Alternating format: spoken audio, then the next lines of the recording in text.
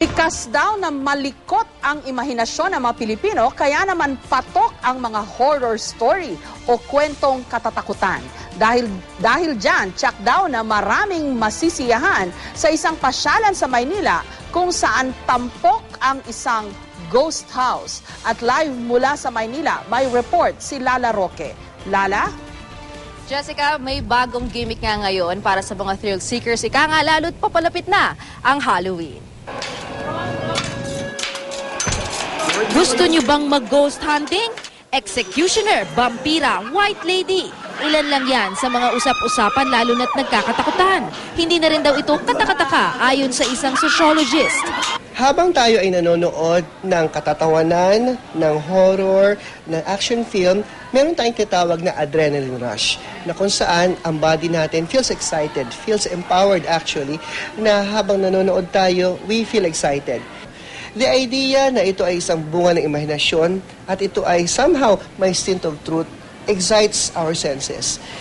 Kaya naman dito sa Manila Ocean Park, bubuksan sa publiko ang tinaguriang Asian Ghost House kung saan tampok ang iba't ibang nakakatakot na nilalang mula sa mga bansa sa Asia.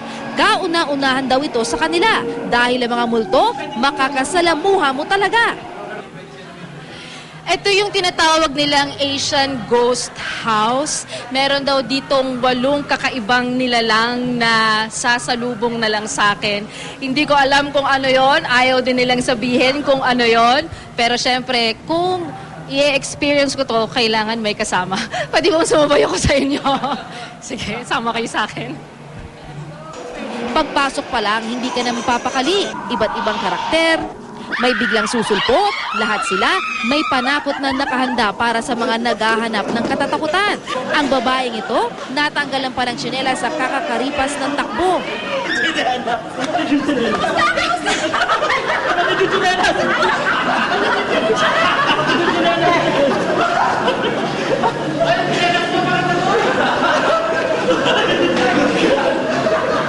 Sobrang nakakatakot din sa loob. Alam niyo, parang maikli lang naman yung dinaanan namin pero sobrang nakakahingal siya dahil sa pagtakbo at pagsigaw. Kaya tip lang sa mga gustong sumubok dito kailangan marami kayong kasama. Since na-experience ko na rin, sama ko na rin mga kaibigan ko dito. Katakutin ko na rin sila. Ano yung pinaka natakot ka? Yung sa huli din, although hindi ko nakita masyado lahat ng characters kasi nakapikit na lang kami. The guest is surrounded by ghostly mga contraption. High-tech siya in a sense na it also has, it's a multisensory activity. Pagkatapos ng katatakutan, pwede rin makipagbudakan sa mga multo. Oh my God. Sana matakot sila. Pero sa totoong buhay, Mabait ako.